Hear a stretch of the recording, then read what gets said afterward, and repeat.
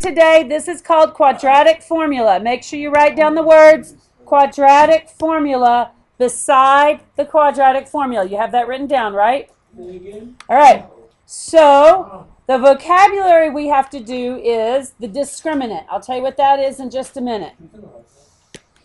All right. So the discriminant's a word we're going to learn in just a little bit. Here is the formula. You already have it written down. And here's your first problem. Write the problem down. In the quadratic formula, I'm going to put it up here for you. A is the number in front of the x squared. So A is what? Negative 3. B is the number in front of the x. So that is 5. C is the number on the end, which is 2. Whoops. Now I'm going to fill in my formula. I'm going to do things that are going to help you. So y'all pay attention to exactly what I do. Don't go off and do your own thing, okay?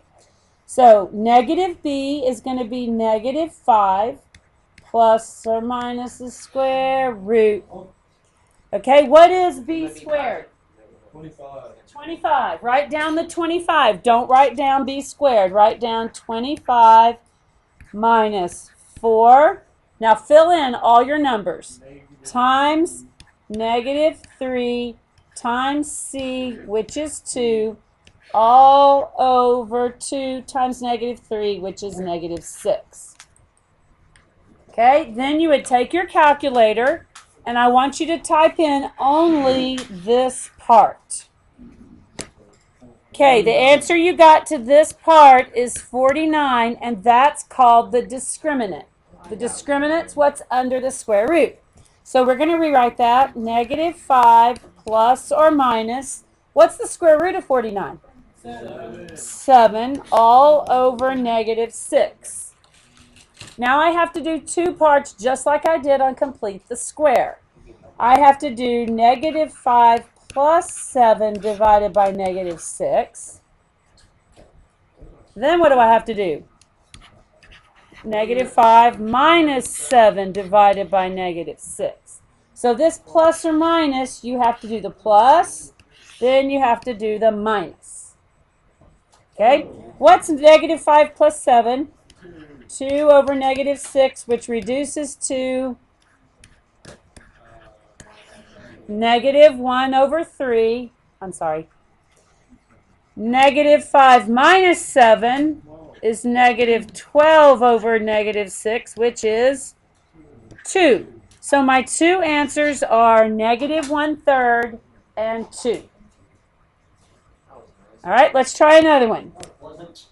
What's wrong with this guy? It's not in order. It's not in order. So we have to put it in quadratic formula order first. Standard form for quadratic. We've already learned that. So what do you want to go first? Yep, I want the negative 5x squared to go first. So negative 5x squared. Then what goes next?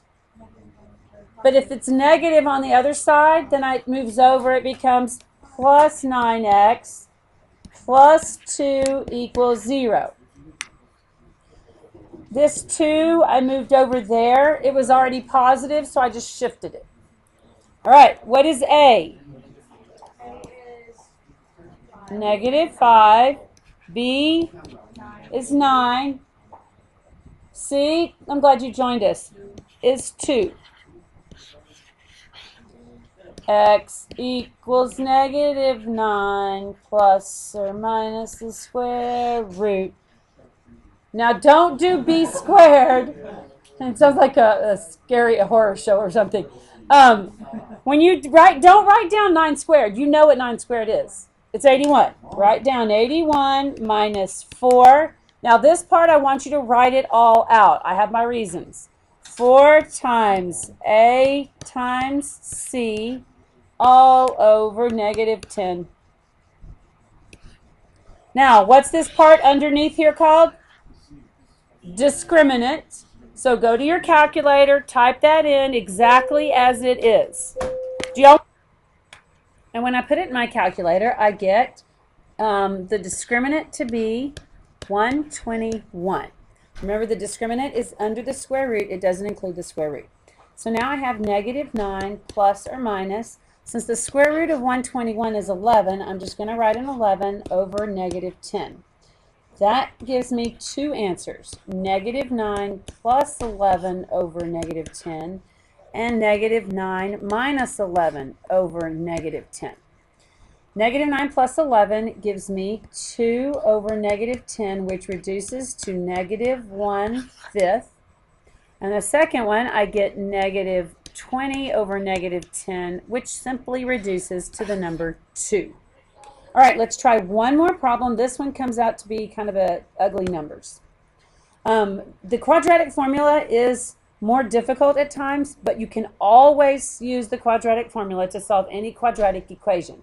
You can use factoring, you can use complete the square root method, but quadratic formula will never let you go wrong. It will always work out the answer for you.